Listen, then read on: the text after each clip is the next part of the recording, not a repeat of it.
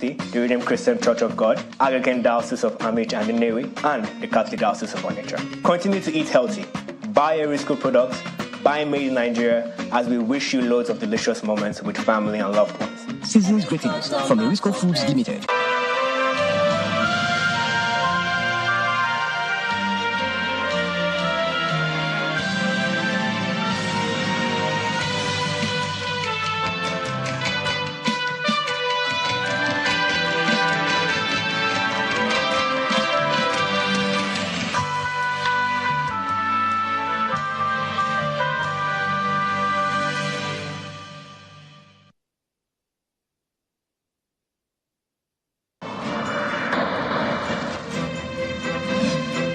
From Lagos, the nation's commercial capital, this is the News at 10.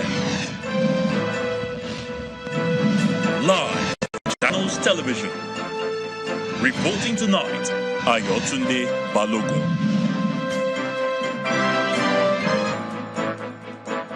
Hello and welcome. Tonight, President Bola Tinubu felicitates with Nigerian Christians, assures of his administration's determination to ease the burden on most Nigerians as the nation continues on her path to economic recovery. Fireworks continue to fly over the political crisis in Rivers State as FCT Minister and former Governor of the state, Nyesom Wike, blames his predecessor, Siminalayi Fubara, for the escalation of the conflict between them. Travelers across northern Nigeria lament the high cost of transport fare and scarcity of naira notes during the festive season. And Israeli Prime Minister Benjamin Netanyahu says the Gaza war has come at a heavy price for his country.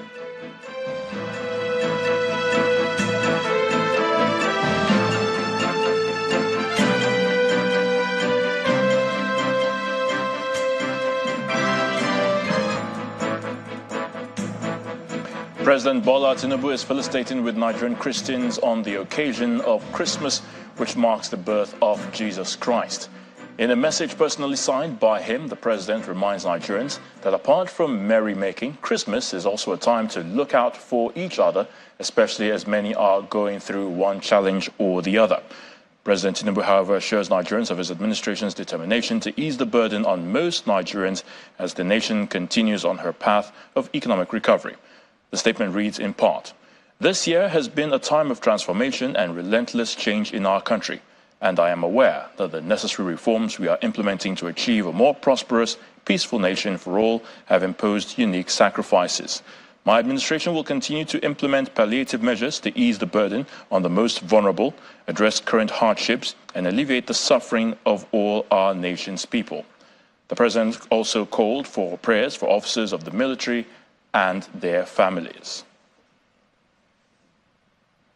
Meanwhile, presidential spokesman Ajuri Ngalale says the president is working assiduously to build a nation that every Nigerian will be proud of.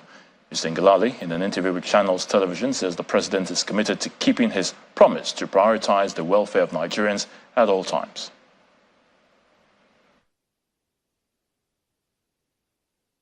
What he brings to bear through his private sector's experience is the notion of performance first, results-oriented governance. Either you deliver or you don't. If you don't, you get out. If you do, you stay. The reward for hard work is more hard work. That is not just a slogan for him. This is how he lives his life. Look, we don't want to undermine the very important work His Excellency Mr. President is doing, going around the world, actively courting investment and securing investment, not just asking for it, but getting it. My point is, yes, we all want the Nigeria of our dreams, and we are working assiduously to achieve that. But as we do so, we should, I think, get to a point where we understand that electioneering and the process of campaign, it ends and governance begins. At the point when governance begins, when court, for example, has settled litigation, we should be able to look at ourselves and say, you know what, we can pick up this battle or this fight again in 2 or 3 years. But for now, this is the nation we have to build, and it's not APC that will build it. It's not PDP or Labour Party that will build it. It is Nigeria and Nigerians that will build it. So we need everybody, and that's the message. President Bola Tinubu needs every Nigerian to key into what he's doing. This is not a partisan issue, and we will not treat governance as a partisan issue so long as he is in authority. And for more on that conversation with the Special Advisor to the President on Media and Publicity, Ajuri Ngalali, please watch Newsnight on Monday, December the 25th. That's tomorrow at 9 p.m. right here on Channels Television. And to politics, almost 1 week after the intervention by President Bola Tinubu in the political crisis in Rivers State, it appears the crisis is far from being over.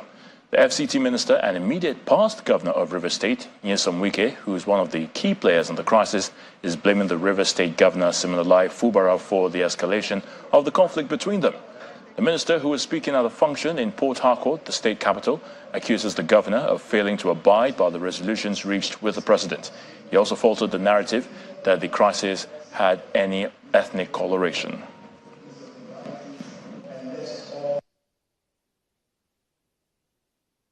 Some of you do not even know that Mr. President had invited us privately and said, do this, do this, do this, do this.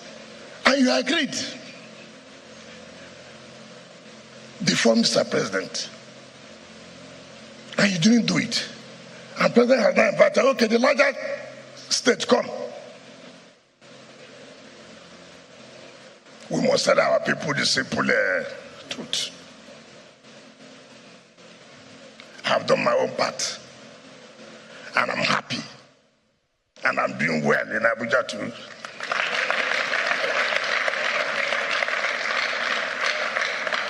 So, all of us should love this state. But don't leave this propaganda. Leave blackmail. There's nothing I'm looking for in this state now. I have my own budget as FCT minister. It's like a governor of the state. I have my own commissioners. By January, I'll present my budget before the National Assembly. I will preside over the expenditure. All I'm saying, if you're a politician, play according to the rules. If you want to settle us, find out the facts. Don't just shout Asawana. No. No. Because when we are choosing who will go, we never shouted Asawana.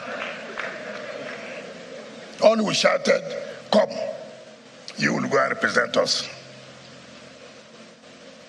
You can't be a governor and then you look at what's happening within your environment and say you close your eyes.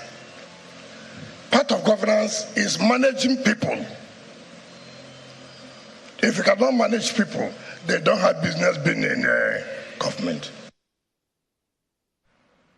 Meanwhile, more reactions have continued to trail the peace move by the president in resolving the Rivers State crisis. Elder statesman Chief Edwin Clark has described the presidential Villa's peace deal as unconstitutional.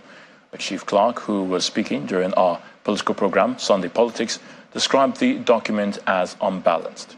He suggests that the document be revisited with the content reviewed to have lasting solution to the political impasse in Rivers State. Over 50 persons from both sides attended. Tell me how many of them spoke in that house, in that meeting. So we expected Mr. President to hear from both sides. After hearing, then he is the father of this country. Nobody is disputing that with him. They should then discuss and say, okay, this is what I think you should go and do. Mark you, by the Constitution of Nigeria, Fubara is not under the President of Nigeria. By law, by Constitution. He's a governor of Rivers State, which is autonomous, as an autonomous body.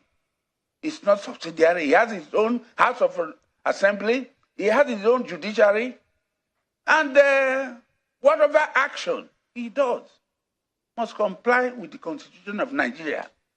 He has not breached the Constitution of Nigeria. I'll be a dead man if I fail to mention to Mr. President, this action you are trying to take is not in the right direction. It's anti the Constitution. If I fail to do so, then I'm a dead man. I sincerely, on behalf of the people of the South, the Niger Delta, and the River State people, plead with Mr. President, please reconsider the action that has been taken. Nigerians are not happy. I read almost 8 papers in a day. The public opinion is against that agreement.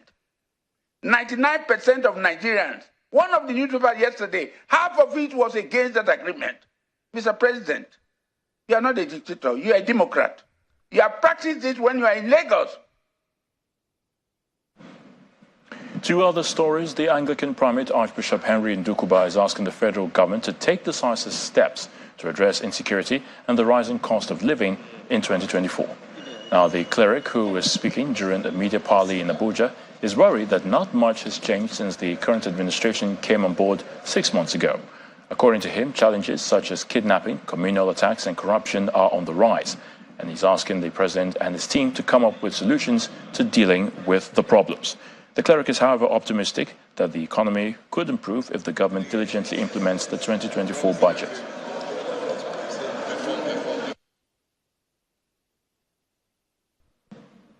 Some people are benefiting from the insecurity. And even the government, the state governors, some of them are benefiting so heavily because nobody checks their security votes. So why won't they see that it continues, so that the money that you can never ask them to account for will continue to flow? Kidnapping and attacks in communities are still going on. And I think that there is still much to be done. But we must put on record that we appreciate the effort of the government, we appreciate the effort of our law enforcement agencies, we appreciate the things that they are trying to do in order to remedy the situation in Nigeria. And I pray that much more will be done. Young people must be given hope in this nation. The level of unemployment, the level of illiteracy, corruption must be dealt with. And the only thing we are pleading is that our leaders should show concern for our citizens. Nigerians are not asking for too much. The Federal Capital Territory has witnessed a low turnout of passengers traveling to various destinations to celebrate the Christmas and the New Year holidays. Some passengers who spoke to our crew blamed the low patronage on a combination of scarcity of cash in circulation, impact of fuel subsidy removal, and the poor implementation of the 50% special fare discount on road transport by luxury buses for the Yuletide celebrations. Every end of the year is usually a busy period at the Otako Motor Park and other motor parks in Abuja. Passengers take advantage of the season to travel to see their loved ones. But the situation is different this year, as some motor parks in Abuja recorded low patronage due to the effect of fuel subsidy removal and the scarcity of Naira notes. Our crew visited some motor parks to assess the situation firsthand and also to find out if the 50% discount announced by the federal government is being implemented. Workers at the parks maintained sealed lips as they prevent our crew from taking shots of the parks. They, however, claim off-camera that there was partial implementation of the discount, while others say the implementation is yet to take effect as the passenger turnout remains low. At the Jabi Motor Park, these vehicles are headed to the far north and northwest part of the country. But the travelers lament the failed attempts to implement the 50% discount approved by the transport companies. They promise us that there is all those things, but we didn't see it. They are all lines because we don't see anything. I wish you see all these things. How person will come on 12,000 to come and pay this one instead of 15%. We don't see it. It's only this one we're managing. That's why we come here in this around 9 o'clock this morning. See where we are. Nobody come outside because there is no money. I didn't see any cut-off from anywhere because the cost is still the cost of transportation is still high. So I didn't see any cut from it. So that is why even when I find out that, I said, no, let me just cut it off. Some others think the fuel subsidy should have been reinstated instead of a fare discount that did not involve all transport companies. If you want to do all over, it's better to reduce subsidy for the money. You remove for a problem. Carry for a call like 250 or 300, everybody will enjoy the matter. But this is a do for this one, do for this one, do for that. You don't go there happy. Even me and you go there different. Maybe you go get, me I no go get. But if you do the thing uniform, you do for sky steel, you do for people. Driver went buy for like 250, 300, no more. You go feel to do money for the passenger also. Everything that we are seeing inside this transport now, all is going to fuel place. We don't have anything for this transport that we are inside now because of costing fuel. Despite the situations, POS operators and other business owners continue their trade. Holidays provide people the opportunity to travel and visit with family and friends. But the cash crunch and economic situation, no doubt, has affected the celebration mood, reducing the number of those willing to travel. In part two, after the break, Inspector General of Police Olukayode Egbetukun assures Nigerians of adequate security during the Yuletide celebrations. Please join us again.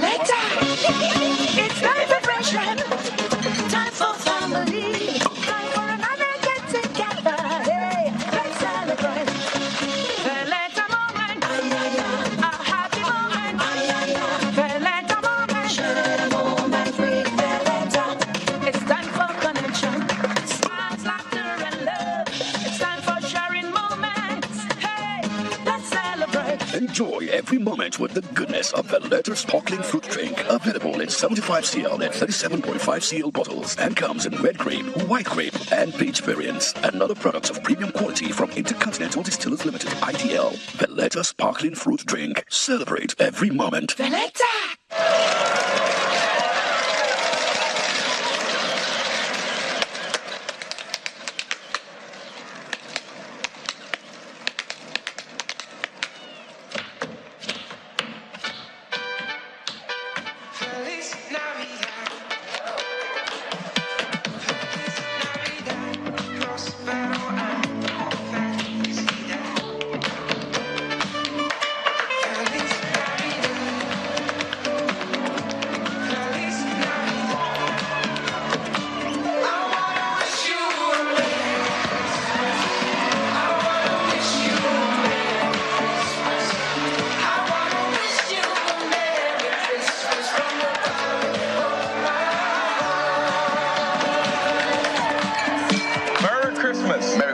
Merry Christmas. Oh, no. Unlimited. There are common features about successful people. They are healthy and active with a mindset to win. They start their day with a good meal and support their systems with Didion syrup of hemoglobin vitamin B12. 2 spoonfuls of Didions taken straight or mixed with your beverage for the office, gym, or picnic keeps you in top form all day. And you are always good to go. Didion syrup of hemoglobin. You are good to go. To come up and give us the highlights of the youth. I met a girl. I met a guy. We fell in love.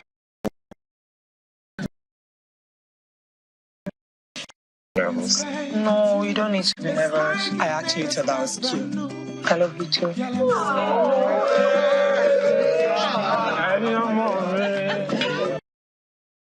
Marriage will blossom with love. Forward ever, backward never.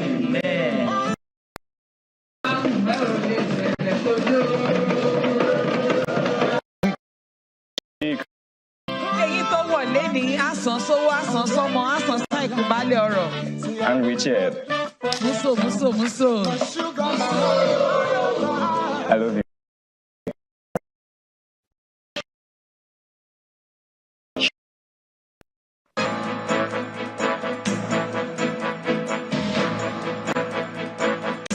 Welcome back. If you just joined us, you're watching the news at 10 on Channels Television Lagos. A reminder of our top stories. President Bola Tinubu felicitates with Nigerian Christians as shows of his administration's determination to ease the burden on most Nigerians as the nation continues on her path to economic recovery.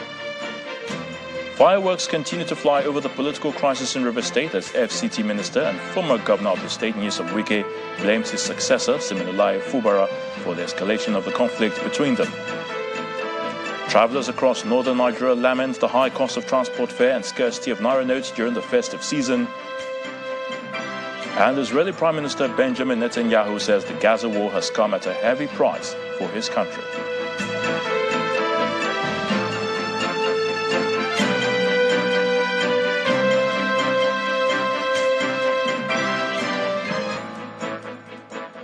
With a few hours to Christmas, the high cost of transportation and scarcity of naira notes have left many travelers in some states in northern Nigeria stranded.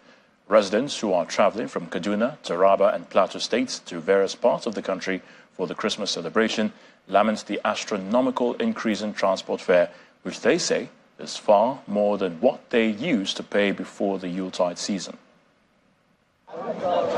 At the popular television garage in the Kaduna state capital, the cost of transportation has increased by almost double of the old price, depending on the destination of the passenger. While the transport fare for the southeastern bound passengers have been increased to 28,000 naira from the 18,000 being charged about 2 weeks ago. It is the same fate for those traveling from Kaduna to Kogi and other states in north central and south regions. From Kaduna to Onitsha this morning, I paid 28,500. In fact, it's very painful because since I've been in Kaduna, we never heard of this kind of high increment. The thing is too much. Look at, we're supposed to have moved by now, but many people wanted to travel back because of the high costs of the transport. They have to go back. If you look at here, if you look around there, you cannot see any government vehicle here. One, all the vehicles here are individual vehicles, and there's no provision of government made for us here in terms of both fueling and every other things. Road travelers in Taraba State are lamenting the non-involvement of transportation companies in Taraba State and the 50% slash by the federal government for those traveling for the Yuletide holidays. A visit to some of the parks within Jalingo, the state capital, shows low patronage, while some passengers attribute the removal of fuel subsidy, cash scarcity and inflation. When I came here this morning, I told them how much is my transportation fee. They were telling me that it has increased, which I was not even happy. Because of the president have said this last week, that the transportation must be down. But my coming here, the transportation was high, which I'm not happy. It's not their fault because the fuel is very cost. That's why the price is like this. I don't blame them. But the federal government should try to do something about the fuel. As part of alleviating citizens' plights with the hike in transport fares, the Plateau State government has introduced free transportation services to enable citizens travel for the Yuletide. The free bus transportation through the Ministry of Transport will transport citizens to the 17 local government areas of the state, from the state capital to the various local government areas, to ease citizens' movement to their destinations and celebrate the Yuletide with their respective families. I will forever remember because this journey now, I'm supposed to travel together with them, but due to my work, but my family are going. I'm very happy, and all these things that are happening is because of government hard work and to show that okay, the democracy we are in, we voted the government that we can help the poor people on this hardship. Although the federal government had on Friday announced a 50% discount for people traveling for the Christmas, commercial drivers and even the passengers in parts of northern Nigeria say they are not aware of the package. Instead, they blame the government for removing petrol subsidy without providing adequate alternatives. The Inspector General of Police, Mr. Olukaide Egbetokun, is assuring Nigerians of adequate security during the Christmas and New Year celebrations. The police chief was speaking during the maiden edition of the Nigeria Police Christmas Carol in Abuja, which had several top government officials in attendance. The IGP notes that the police has put in place necessary security measures toward ensuring hitch-free celebrations across the country.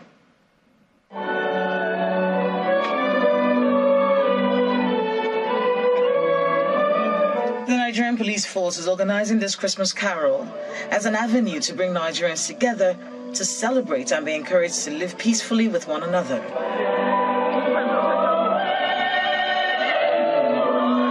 Dignitaries from all walks of life are here in attendance, including the Minister of Finance and Coordinating Minister of the Economy, Mr. Wale Edun, Chief of Defense Staff, General Christopher Musa, and former Chief of Defense Staff, General Gabriel Olunishakin. This has never been done. This kind of gathering, joyful gathering, taking time out from what we know is arduous duty to bring the family together, to rejoice at this time of thanksgiving, this time of reflection, and even this time of joy as we remember the birth of our Lord and Savior, Jesus Christ. And the angel said unto her, Fear not, Mary, for thou hast found favor with God. And behold, thou shalt conceive in thy womb, and bring forth a son, and shall call his name Jesus. He shall be great, and shall be called the Son of the Highest, and the Lord God shall give him unto him the throne of his father David.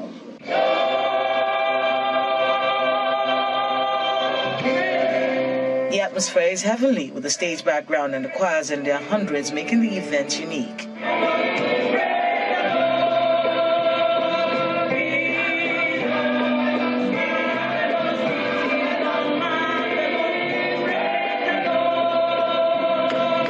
The Inspector General of Police, Mr. Olukayode Betokun, showed his talent for singing as he led the mass choir to sing "To God Be the Glory."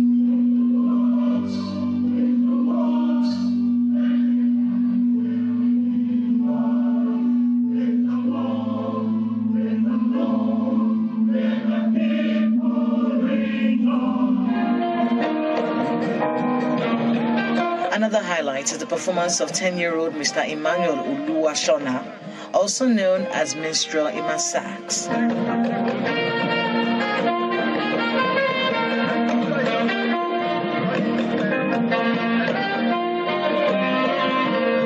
The police chief uses the occasion to assure Nigerians of safety during the Yuletide celebration. We have completed our deployment for the Yuletide. All our commands are ready. We have perfected everything that we need to do to ensure that Nigerians enjoy the Yuletide and celebrate in peace.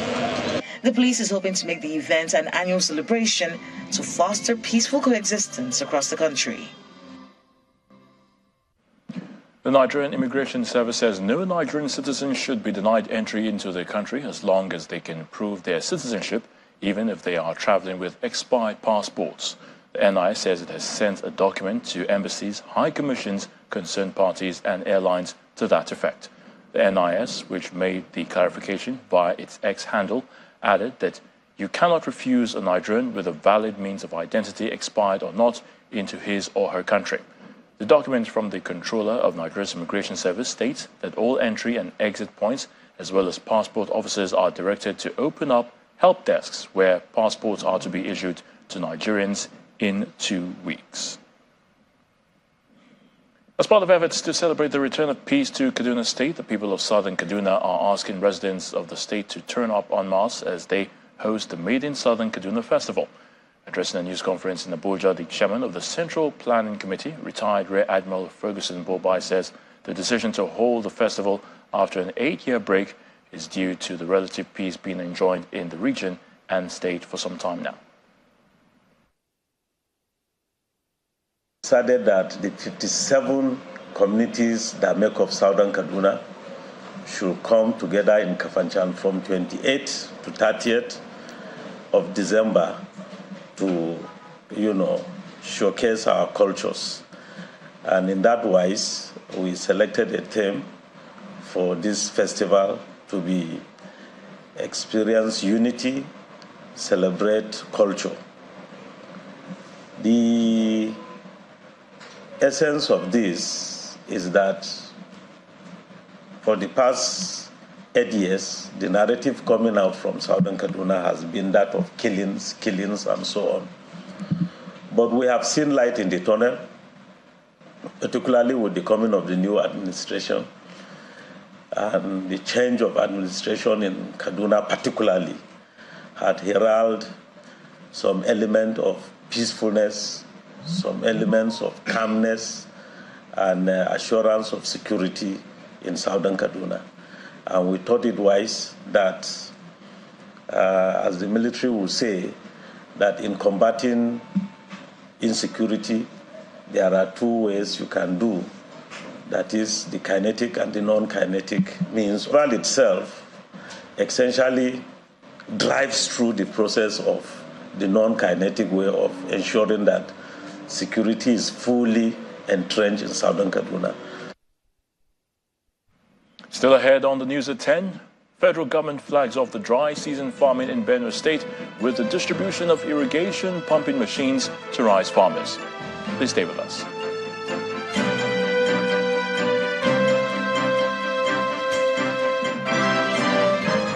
Let us take you on a journey towards the fearless pursuit of knowledge. Navigating uncharted territories and taking bold, fearless steps towards a future shaped by courage and discovery as young, ambitious minds begin their quest for learning at a university. Pulling together people of diverse backgrounds to build a fearless generation that will change the future of our country and our continent. Wigwe University awaits, a testament to the power of education and unwavering spirit of those who dare to be fearless.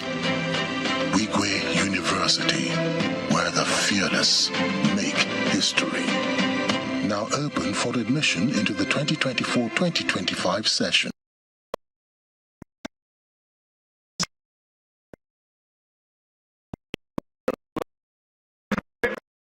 Down. Come only in the bedroom. You're welcome, sir. You're welcome. Mom is there. Mom is there. See, you know the way. You will be fruitful. And I pray that your home will be blessed. Amen.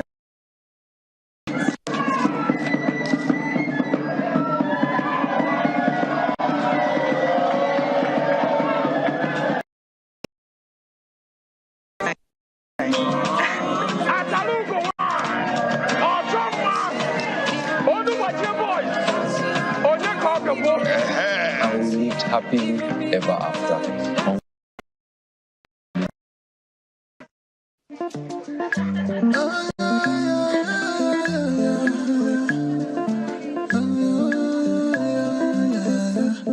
Now for house I already been started. Still not so alive to take the go. What kind of shame they grow apart? We know they feel hurt. We know how they reason ourselves so long before. Devil at a distraction. It they break with connection. We supposed give attention to the things that matter for us. So no matter where we go, no matter how it be, oh, as long as it is with us, oh, now that place be our home. As we got the gist, oh, with the jolly, that place be our home. The coolele feeling, oh, half the country, our body, that place be our home.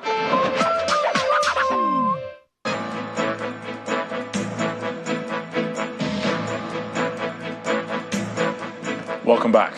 In order to ensure safety is increased on the nation's waterways, the Nigerian Navy, the Lagos Waterways Authority, the Nigerian Security and Civil Defense Corps, and other agencies have conducted simulation exercise for a search and rescue operation on the Lagos waterways. The exercise demonstrates how working together with sister agencies, lives and property could be saved in the event of accidents on the waterways.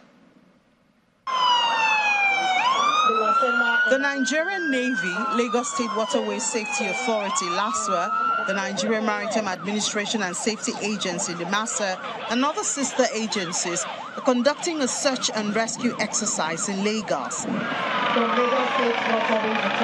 The aim of the simulation exercise is to demonstrate how working together can save lives.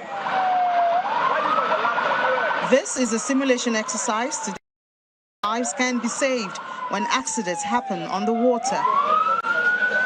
The exercise is taking place on the waterways around Onyiko-Abayomi Drive in Victoria Island of the state.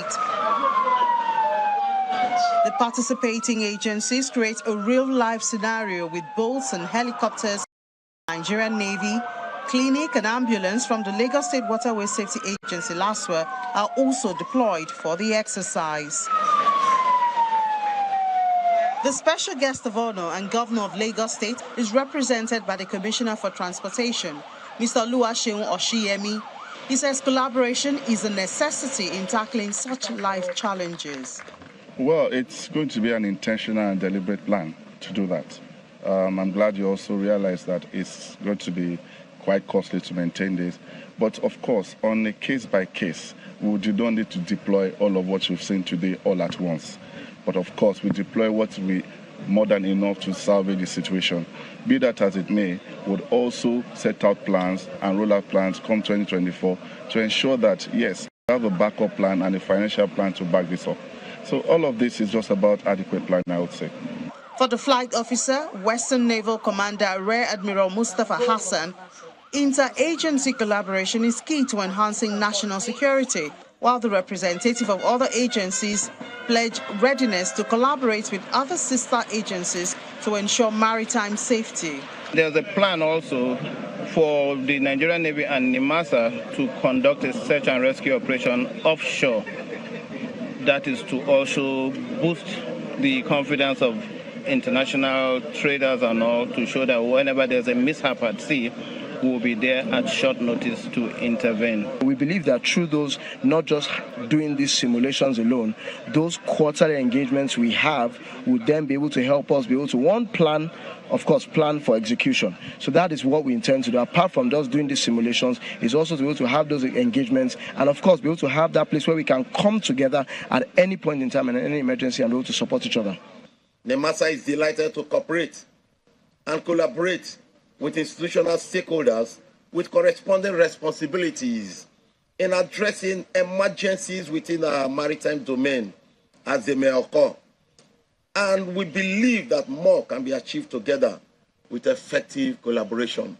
With effective and efficient synergy among Nigeria's security and safety agencies, more lives could be saved, as demonstrated in the day's exercise.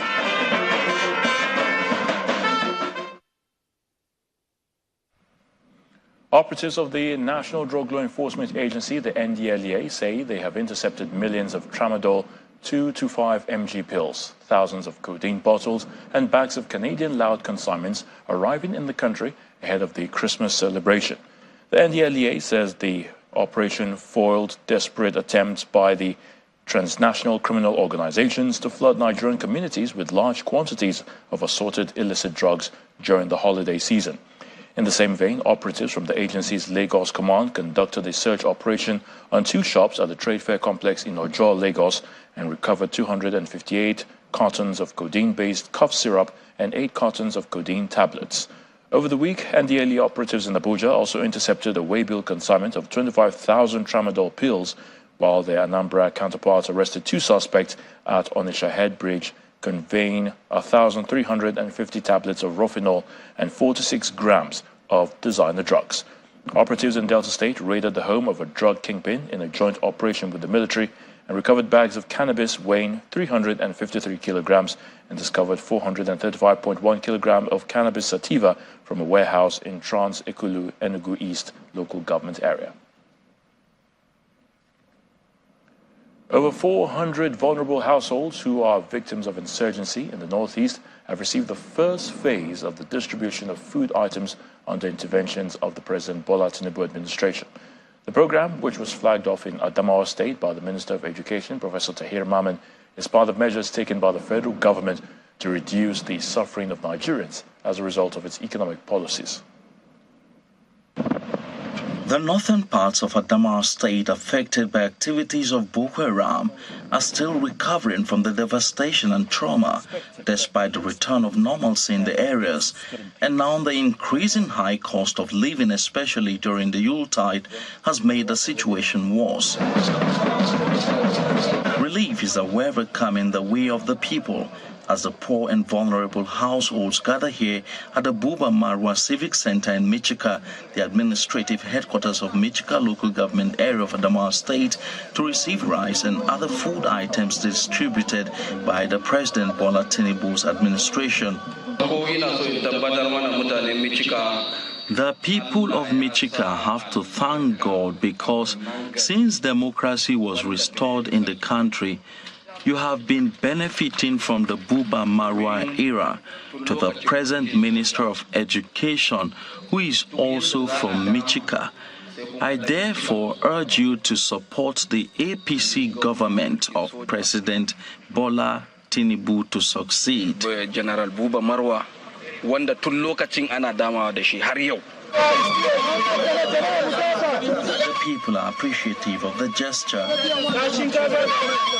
Maize is very costly. Rice is only for the privileged. Cooking oil, nobody uses it because he cannot afford it. And this is season of Christmas. And he has intervened, he has put smile on many faces here by doing this. We believe this will go a long way to solve the problem of food scarcity in our community. It's not a PC affair. It's one of the initiative of the President Bola Ahmed Tinubu's agenda, keeping hope alive. You know? And that adage, as said, they renew hope for peace and prosperity. And that agenda is for Nigeria. We thank President Bola Ahmed Tinubu for recognizing us. This exercise is expected to be carried out in other local government areas devastated by insurgency and will help cushion the effect of the hardship experienced, especially during this year's Yuletide. The wife of the president, Senator Oluremi Tinubu, has flagged off the maiden edition of the Renewed Hope Initiative's Elderly Support Scheme in her collective pursuit of inclusiveness for the vulnerable. Represented at the event in Damaturu by Mero Amshi, the Commissioner for Humanitarian and Disaster Management in Yobe State, she said the plan is that each state of the Federation will receive the sum of 25 million naira, where each beneficiary will go home with 100,000 naira. Seated in this hall are Yobe State government officials, wives of local government chairmen, and vulnerable men and women who are here to benefit from the maiden Renewed Hope Initiative by the wife of the president, Senator Oluremi Tinubu. The scheme is to support 250 vulnerable elderly citizens aged 65 and above in all 36 states of the Federation, the Federal Capital Territory, the Veterans from the Defense and Police Officers' Wives Association, DEPOA. These selected beneficiaries will receive a sum of 100,000 naira each. This is to cushion the effect of the economic situation and to alleviate the burdens of our esteemed elders during this festive period.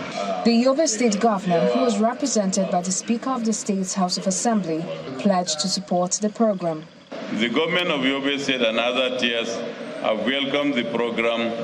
We are witnessing and pledge for continued support to children and the elderly ones in our communities. We are ready to partner with the Renewed Hope agenda of the administration of President Bola Ahmed Tinubu. Next is the presentation of 100,000 naira cash to the elderly persons as well as other patients from the Yobe State University Teaching Hospital who are faced with protracted ailments. The Chief Medical Director of the hospital explained that such gesture complements the state government's effort. We know that this scheme will go a long way in assisting our elderly people. especially that our state has benefited with 25 million naira, which will be spread across to most of our elderly people who have contributed their loads to the development of this country, and they are now in retirement. And we know that old age comes with its own health, social, as well as economic challenge. So it will go a long way in cushioning their effect. And particularly the screening program, which Her Excellency has initiated, whereby the elderly will be screened for hypertension, diabetes, cataract, and other medical conditions. And then through this HOPE initiative. At the end of the program, the elderly receive free hypertension and cataract screening.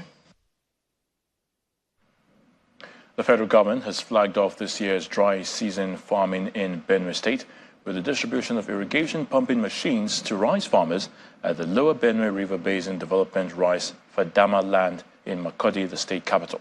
The Minister for Water Resources and Sanitation, Professor Telumun Utsev, while flagging off the dry season farming meant to support graduate farmers who graduated from the Lower Benue River Basin Development Food Sufficiency Program, says Benue must lead in the renewed hope agenda of wealth creation of the President Bola Tinubu agenda. Activities at the Lower Benue River Basin Development Authority, Makurdi, scaled up with the visitation and familiarization tour of the Minister of Water Resources and Sanitation to the agency. The minister proceeds to commission the gas silo laboratory and the Lower Benue rice mill, which was set up to mitigate the nation's food crisis.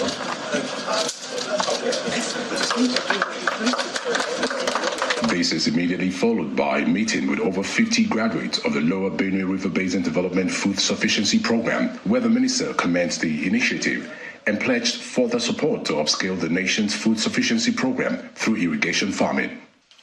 Part of the Renewed Hope agenda talks about improving the economy of the country. It's not that we'll be looking for jobs, but also we'll be creating jobs. We'll be employing. These people today, we are believing that as they go out there, they are not going to be looking for jobs, but rather they will be creating jobs for the teeming population of this country. This is very, very commendable. He then presents them with the irrigation farming pumping machines as the Director of Agricultural Services and one of the beneficiaries speak on the impact of the intervention. It's a very laudable program, and we pray that the youth will keep to it and work more. The most important item in dry season farming is water. And with the situation we are in now, getting these new pumps, we know definitely it is going to alleviate some of the hardship faced by farmers in carrying out irrigation. The Managing Director calls for more support to scale up the projects across the catchment state of Benue, Nasarawa, Kogi, and Plateau after inspecting the over 50,000 hectare rice Fadama land. We are particularly determined more than ever before to deliver on the authorities' core mandate using our farm projects, dams, solar model farms, and other related infrastructure. On a happy note, the visit ends in a manner reminiscent of a family reunion for the minister, who previously served in 2021 as the Executive Director, Engineering Services at the agency.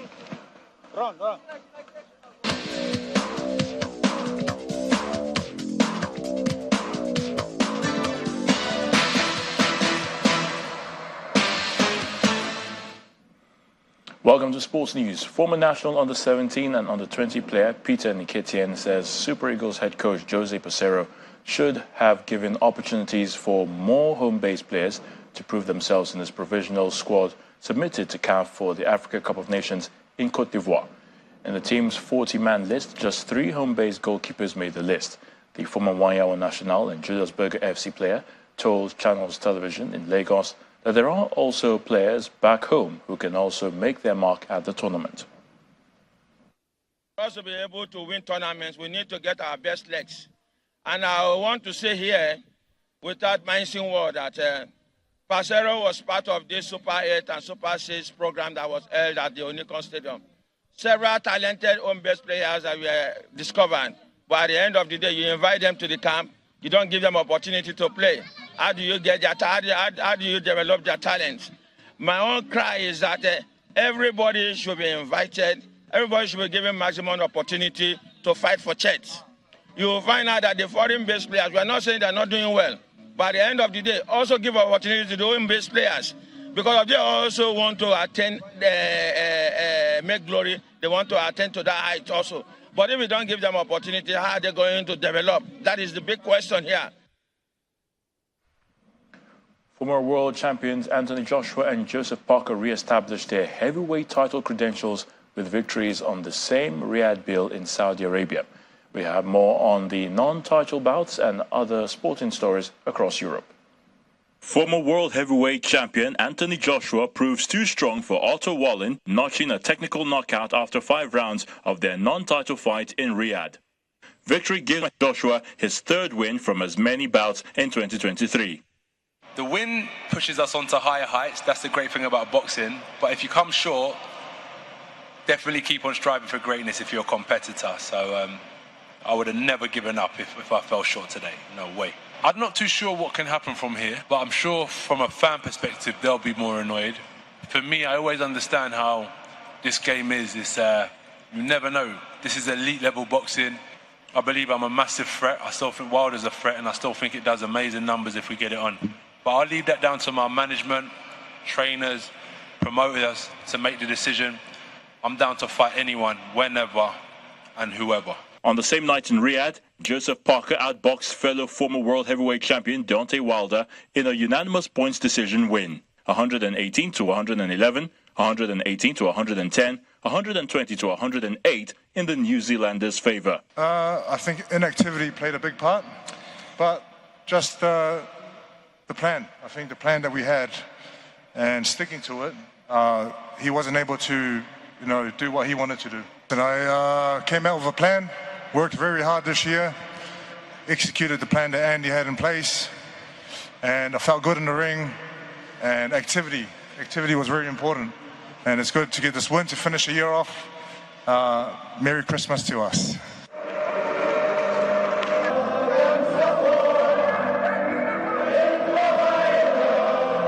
It's the night before Christmas, and in Berlin, the FC Union's football stadium is packed with fans and candlelight and not a football in sight.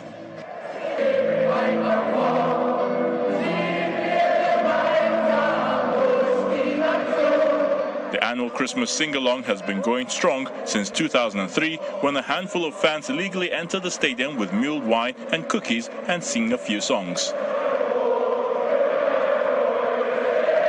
The event grew bigger each year, with about 28,000 people attending each year since 2015.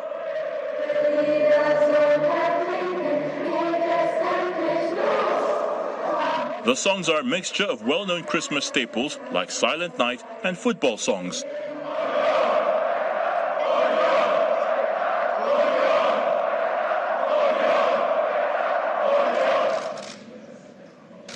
British billionaire Jim Ratcliffe has agreed a deal to buy a 25% stake in Manchester United for a reported £1.25 billion and will take control of the English Premier League club's football operations. Ratcliffe will also provide substantial funds for future investment in the club's Old Trafford Stadium.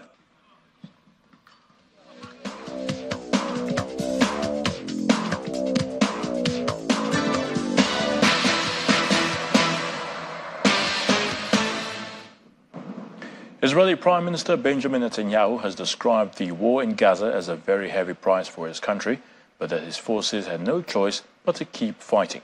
The Israeli military says 14 more soldiers have been killed in Gaza since Friday, bringing the total of the ground assaults to 153. More than 20,000 people have been killed in Gaza, mainly women and children, and 54,000 people injured there since October the 7th.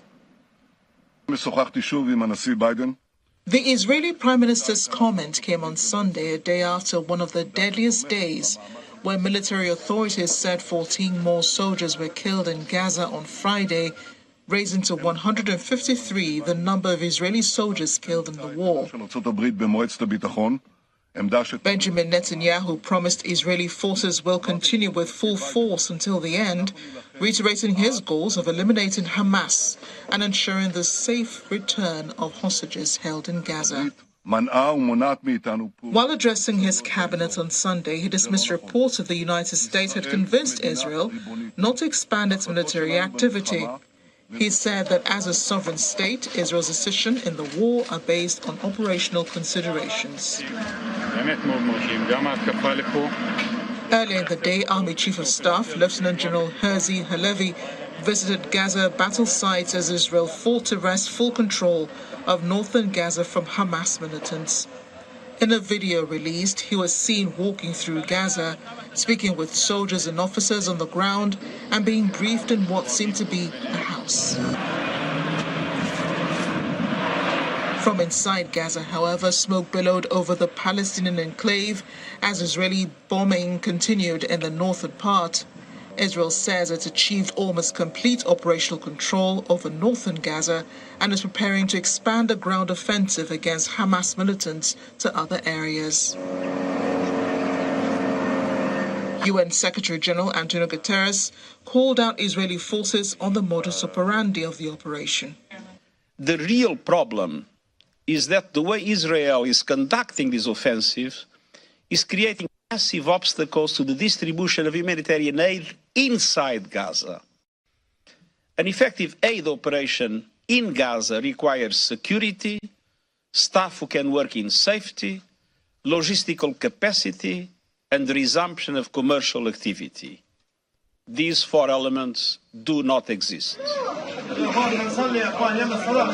The UN says the Israeli military has kept up its bombing campaign in Gaza, ordering civilians to flee, and as 150,000 people are affected by the war, the death toll continues to rise, according to Gaza authorities.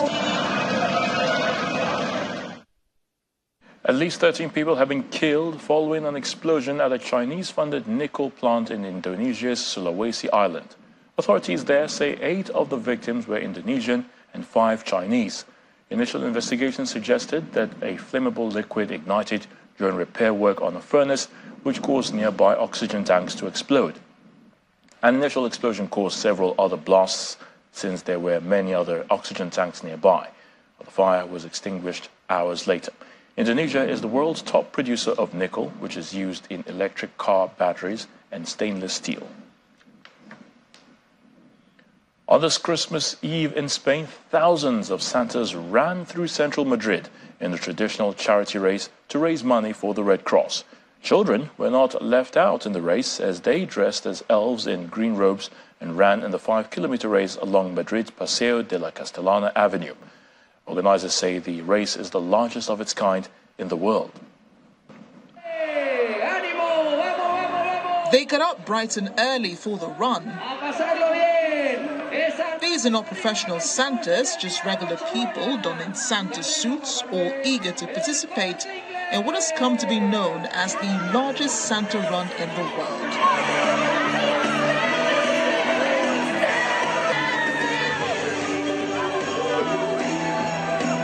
Santas in all shapes and sizes made their way to the line.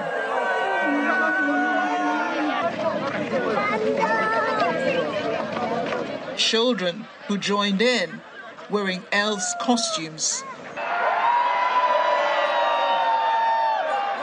According to one participant, Christmas gives you the spirit of participation and solidarity and freedom.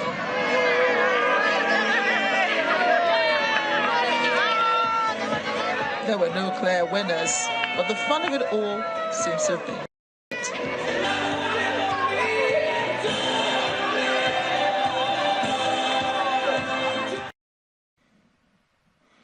And the main news again.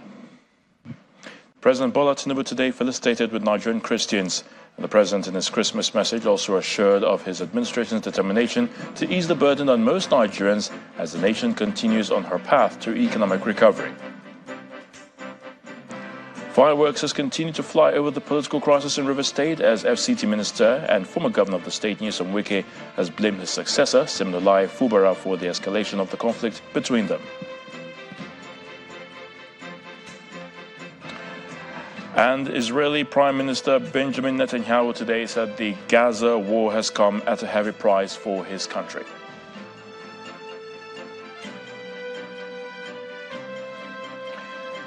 That's the news at 10 tonight. Many thanks for watching. I'm Ayotunde Balogun. On behalf of everyone here, is good night and stay safe.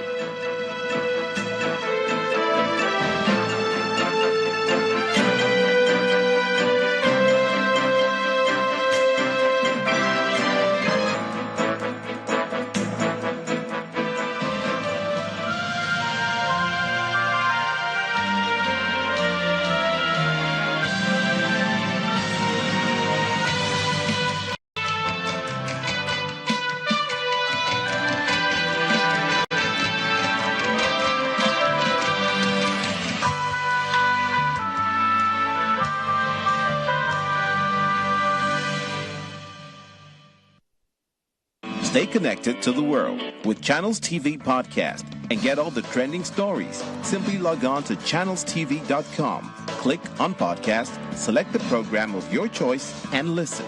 Our podcast is available on Apple, Google, and Spotify. Tap the expertise you trust. Touch the stories that touch you. Anytime, anywhere.